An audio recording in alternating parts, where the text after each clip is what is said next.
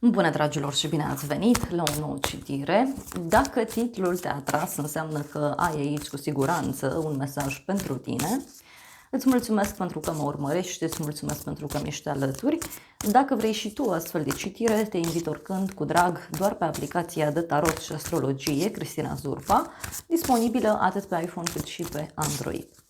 De asemenea, te invit și pe Destiny, aplicația pe care îți poți întâlni sufletul pereche. Ai link în primul comentariu.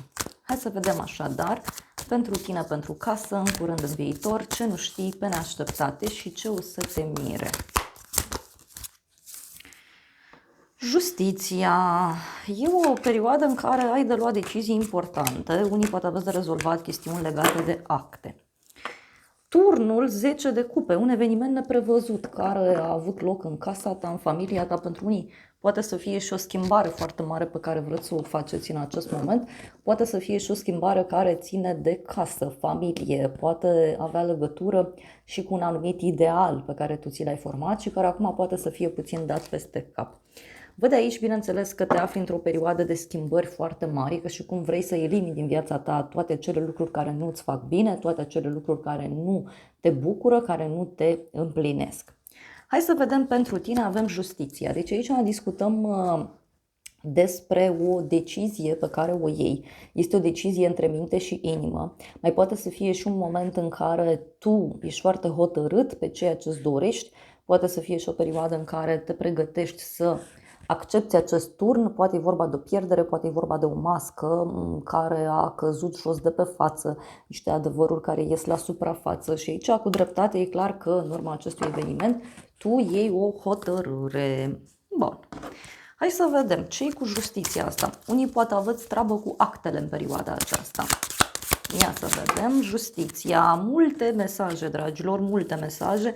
Avem faetonul, spânzuratul și cu 5 de monede. Ei, aici, uite, o legătură cu zodia pești, zodia rac și cu 5-ul de monede. Deci ești într-un moment în care ai luat o hotărâre, da? Fie să mergi singur pe un drum, fie ai luat hotărârea de a ieși din anonimat, de a ieși din singurătate, de a ieși din boală, da? Pentru că, uite, văd aici niște persoane care au niște probleme, fie de sănătate, fie probleme financiare, dar este clar aici că poate să fie și un moment în care se face dreptate în viața ta. Posibil să fie vorba despre o veste trăsnet pe care urmează să o primești, dacă n-ai primit-o deja, în legătură cu o problemă de sănătate a unei persoane din jurul tău. Poate pentru alții să fie și un moment în care vreți să pedepsiți pe cineva sau cineva din jur e pedepsit pentru ceva ce a făcut. Pentru că, uite, la bază avem regina de spade, deci o conexiune cu o zodie de aer, gemeni, balanță, vărsător. Este clar aici vorba despre o hotărâre, uite, și cu regele de spade. Deci este clar aici despre o decizie la rece. Pentru casa ta, 8-ul de bâte, multe mesaje pe care le primești, fie de la rude, fie de la prieteni. De asemenea, este și o perioadă cu foarte multă pasiune în casă și în familie. E o perioadă în care totul se mișcă pe repede înainte, totul se mișcă aici cu viteza luminii pentru tine și tot 8-ul ăsta de bâte poate să însemne și o perioadă de succes pentru casa ta, pentru familia ta. Este și o perioadă în care ai o mai mare poftă de viață, vrei să faci lucruri noi.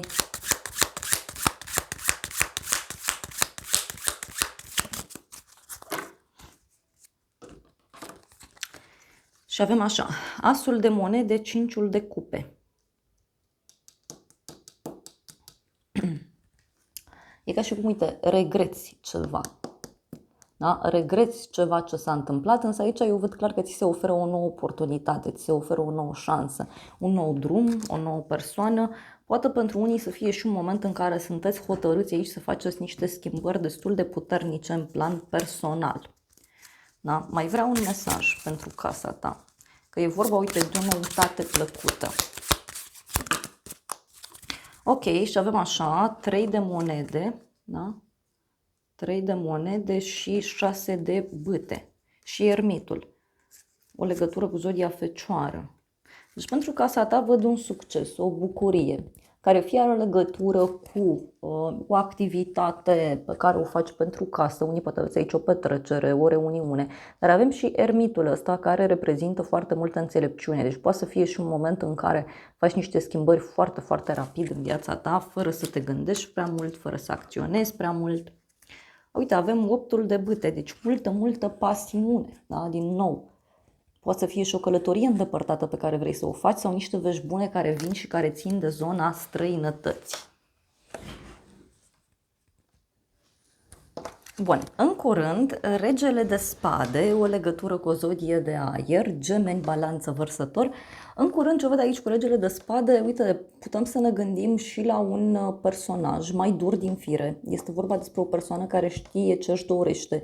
E cineva care are un program foarte bine pus la punct. Este cu adevărat o persoană vicleană, în sensul în care persoana aceasta este foarte rațională. Pune foarte mult accent pe rațiune, pune foarte mult accent pe lucruri solide. Da? Pentru alții mai simt aici că trebuie să fiți puțin atenți la un inamic. Ia să vedem, în curând.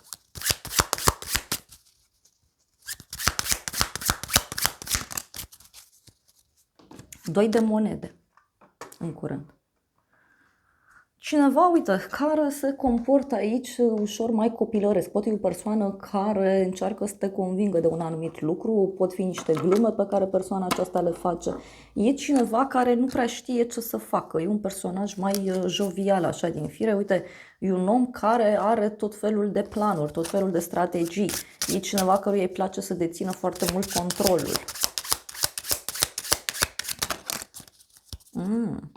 Ok, și avem așa, 10 de cupe, marele preot și 3 de bâte, o legătură cu zodia Taur avem aici și avem și 2 de bâte. Poate să fie, uite, o veste bună pe care o primești din străinătate sau poate să fie și o veste bună care are legătură cu o strategie, cu un plan pe care tu îl ai de mult timp și care în curând, cu siguranță, începe să dea roade, începe să arate diferit, zic eu. Da? Și avem și un 7 de spade. E ca și cum cineva, uite, se îndreaptă către tine. Poate să fie un mic mare război aici legat de acte, da? Sau doi oameni, uite, iar avem justiția. Deci, eu cred aici în curând că are legătură cu o dreptate care se face, da? Poate unii aveți treabă și cu partea legală. În viitor, 5 de cupe. Ei, în viitor aici cineva care stă și plânge după trecut, cineva care are niște regrete, poate să fie vorba, repet, și despre o persoană care este ușor în depresie sau o persoană care este foarte mult taxată pe partea aceasta de trecut. Bun, hai să vedem 5-ul de cupe, ce spune. Și avem așa, asul de spade, 8-ul de bâte. Da? Asul de spade, 8-ul de bâte. Un adevăr, da? Asul de spade, 8 de bâte, deci este despre un adevăr care apare, da? Cineva regretă ceva ce a făcut. Pentru unii poate să fie și că regretați că n-ați făcut ceva la timpul potrivit. Poate să fie și asta.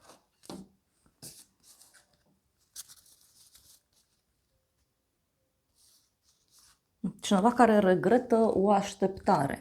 Cineva regretă că a stat și a așteptat. Asul de bâte, da? Poate, uite, și a venit și turnul, da, dragilor, deci în curând și diavolul. E clar aici că cineva are niște regrete pentru ceva ce a făcut, pentru o manipulare pe care a făcut-o, pentru niște vicii, pentru niște lucruri complicate. Da? Cineva are regrete aici pentru că a mințit, a trădat, s-a folosit de o anumită poziție. Ce nu știi tu, avem regele de monede, o conexiune cu o zodie de pământ, Taur, Fecioară, Capricorn. Ce nu știi tu aici este vorba despre o conexiune foarte puternică pe care o ai cu o persoană foarte sigură pe ea, foarte stabilă din punct de vedere material. Este vorba despre o persoană care știe ce își dorește, este vorba despre o persoană care știe încotro se îndreaptă și de asemenea tot regele ăsta de monede poate să însemne și un personaj care e mai zgârcit din fire. Nu e neapărat o persoană rea, dar este cineva pentru care, nu știu, banul contează, mâncarea contează, sănătatea, lucrurile practice, materiale. Hai să vedem ce e cu personajul ăsta aici. Oh! Regina de bâte Luna, o legătură cu zodia pește avem aici, dar avem și zodii de foc, berbec, leu, săgetător. Bărbatul ăsta este foarte confuz aici în legătură cu o femeie, nu mai știe ce să înțeleagă, nu mai știe ce să creadă. Poate să fie și că omul ăsta este influențat de către această femeie, mai poate să fie că această persoană e foarte supărată, e foarte gânditoare. Și avem aici 7 de monede și nebunul. Deci posibil ca omul ăsta să nu fie dispus să mai aștepte. Da? E ca și cum persoana asta zice, eu nu mai aștept. Da? Eu mă duc și mă distrez sau mă duc și îmi trăiesc viața, mă duc și acționez aici și acum. Mai poate să fie că omul ăsta are niște regrete, pentru că regele de monede se mișcă foarte greu și atunci persoana asta regretă pentru faptul că s-a mișcat greu, regretă pentru faptul că a acționat într-un mod ciudat. Și apoi avem 3 de cupe, deci persoana asta posibil să regrete o mică petrecere la care a fost, ceva necuvincios ce a făcut. Da?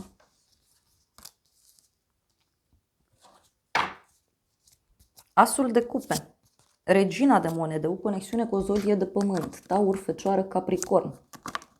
E vorba de o veste bună. O veste bună pe care omul ăsta o primește, dar e și cum persoana asta are nevoie de stabilitate, doar că el sau ea nu oferă. Poate să fie, uite, și un bărbat care e confuz aici între 2 persoane. Hai să vedem ce spune acest tarot. Ce nu știi tu legat de omul ăsta? Ei, cineva care te admiră, da? Cineva care te admiră, avem o surpriză foarte mare, sau cineva care admiră o altă persoană, pentru că e clar aici un bărbat care e confuz între 2 persoane, 2 proiecte, 2 firme, 2 lucruri diferite.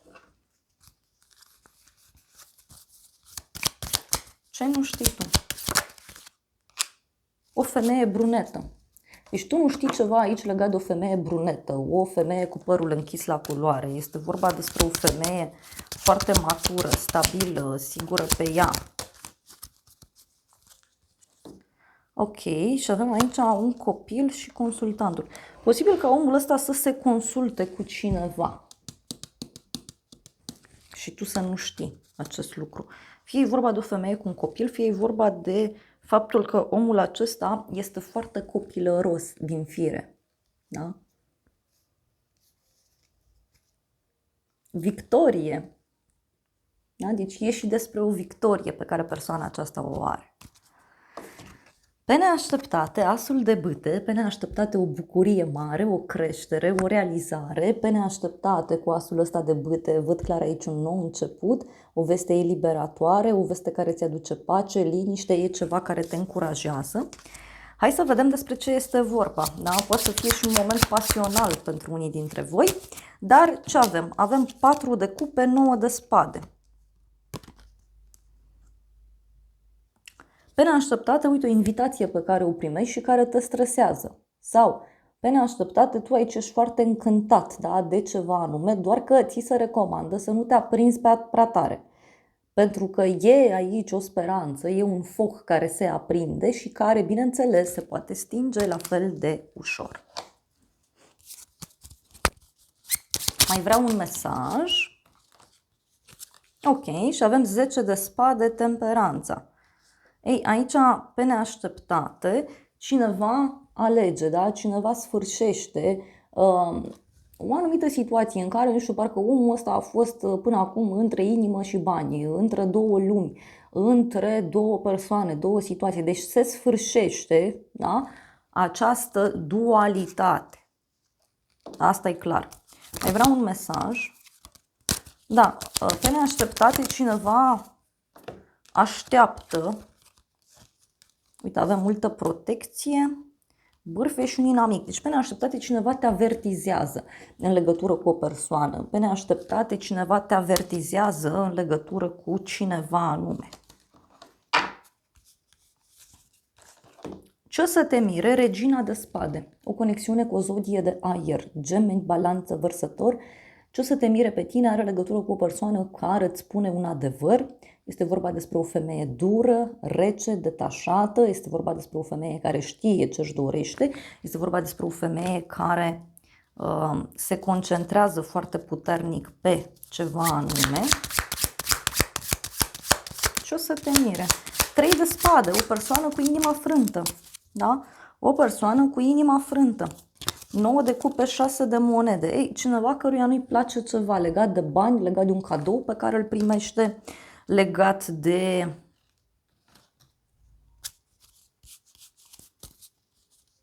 o povară pe care o duce în spate.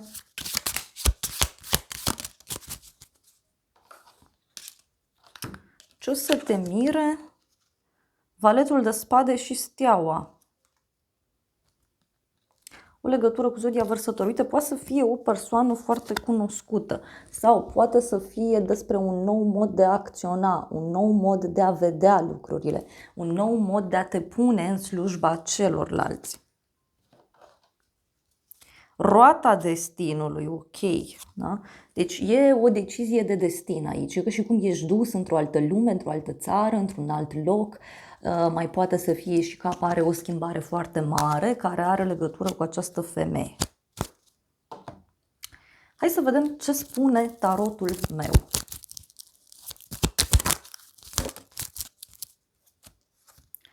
Un bărbat în vârstă, intrigi între femei și un prieten sincer. Deci aici surpriza poate avea legătură cu acest bărbat care fie asistă la o ceartă, fie persoana aceasta are niște probleme cu un prieten, are niște blocaje de comunicare. Ei, uite, e o persoană înlăcrimată, supărată, care îți face o surpriză și avem ceartă. Da? Și o persoană vicleană. Aici surpriza are legătură cu acest om care vine către tine supărat, în lacrimi, o persoană care poate și-a pierdut așa speranța, doar că, repet, e un personaj aici mai viclean. Așa cum am spus, acest bărbat cam dă puțin lucrurile peste cap. Ce o să te mire? O pagubă, o pierdere pe care cineva o are. E cineva care te dorește, cineva care îți dă vorbe dulci, îți face complimente și uite, avem aici un noroc foarte mare, o realizare foarte mare. Mai vreau un mesaj. Avem petrecere, amiciție și veste onorabilă. Da? Deci surpriza aici are legătură cu o bucurie foarte mare, dar care vine la pachet și cu o ceartă sau care vine la pachet și cu niște probleme ale acestui om. E ceva ce tu îți dorești să realizezi. Hai să vedem ce spune acest oracol pentru tine. Și avem așa: a te împăca cu ritmul vieții. Deci aici oracolul recomandă să accepti tot ceea ce se petrece, să faci totul într-un anumit ritm, să accepti lucrurile care se desfășoară. Și că primește ajutorul celorlalți. Da? Primește ajutorul celorlalți, iar apoi avem a genera încredere foarte multă. Da? Deci e despre a genera încredere.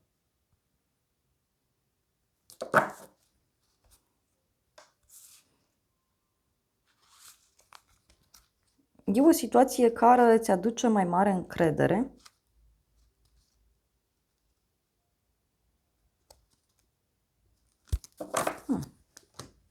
Hai să vedem ce spune oracolul acesta. Ok, și avem așa, un bărbat matur și un bărbat căsătorit. Da? Deci sunt doi bărbați sau poate să fie cineva care se află într-un contract, într-o firmă, într-un parteneriat și mai avem aici pe cineva care are care are un venit pasiv, da? Sau cineva care câștigă din o investiție și avem direcție, călătorie și avem schimbare. Da? Deci a venit timpul aici să accepti o schimbare în viața ta. Schimbarea aceasta poate avea legătură și cu o călătorie. Și avem inamic, protecție, oportunități și casă. Frumos!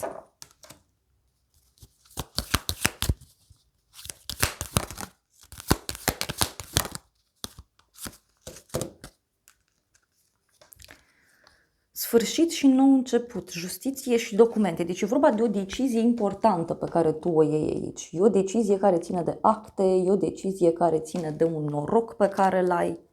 Și ca un fel, uite, avem perlă, ascuns. Deci e ca și cum să face curățenie în viața ta. Da, dragilor, acestea au fost previziunile de această dată. Eu vă mulțumesc pentru prezență, vă îmbrățișez cu drag, sper din suflet să vă fie de folos informațiile și să ne revedem cu bine și data viitoare. Eu vă doresc să aveți parte de o zi sau de o seară cât mai frumoasă.